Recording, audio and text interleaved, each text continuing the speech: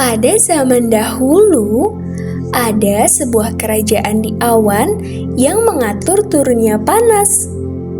Kerajaan ini berdampingan dengan kerajaan yang mengatur turunnya hujan. Kerajaan ini sepakat untuk memberi pelajaran kepada sebuah desa di bumi yang penduduknya tidak pernah menjaga lingkungan. Namun sayang, Putri Sari dari Kerajaan Panas tidak tahu rencana kedua kerajaan ini. Suatu hari, ia melihat dari awan ada sebuah desa yang tertimpa banjir karena hujan terus-menerus.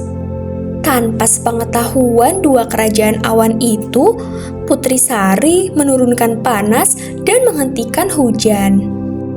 Tetapi perbuatan Sari diketahui oleh ayahnya.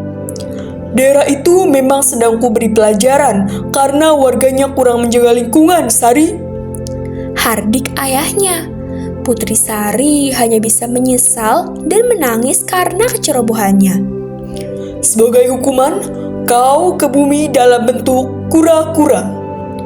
Putri Sari menghilang dan muncul di sungai yang kotor sekali dan berbau. Kura-kura itu bertemu dengan ikan, katak, udang, dan kepiting. Hai kura-kura, hati-hatilah di sini. Penduduknya sangat jorok dan suka menebang pohon sembarangan. Hujan sedikit saja membuat daerah ini banjir. 3 hari sudah Sari di kubangan yang penuh sampah. Air hujan tidak bisa meresap ke tanah karena banyaknya hutan gundul. Air yang di permukaan pun tidak bisa mengalir karena banyaknya sampah yang menyumbat. Suatu hari, Raja Muda Kerajaan datang melihat daerah bencana. Dengan menyamar, ia melihat daerah yang dipenuhi sampah. Ketika melihat tumpukan sampah, tak sengaja dilihatnya kura-kura kecil yang lucu.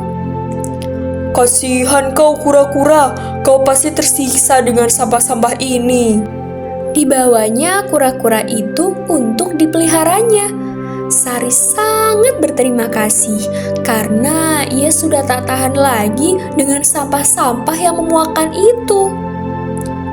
Ayah, aku mengerti sekarang mengapa kerajaan di awan menurunkan hujan terus-menerus, kata Sari dalam hati. Baginda Raja di awan mendengar penyesalan Sari. Dalam sekejap, kura-kura itu berubah menjadi Putri Sari kembali. Dan perubahan itu juga dilihat oleh Raja Muda. Ia terkejut karena kura-kura itu ternyata seorang putri yang cantik jelita. Akhirnya, Sari menceritakan sebabnya ia menjadi kura-kura. Sejak kejadian itu, Sari dan Raja Muda bersahabat. Sari mendapat tugas dari Kerajaan Awan untuk memberi pengetahuan tentang pentingnya kebersihan ke penduduk. Putri Sari dan Raja Muda sepakat untuk mengemban tugas penyuluhan itu dengan baik. Mereka berdua tanpa kenal lelah memperbaiki daerah bencana, menanam pohon kembali, dan membersihkan saluran air.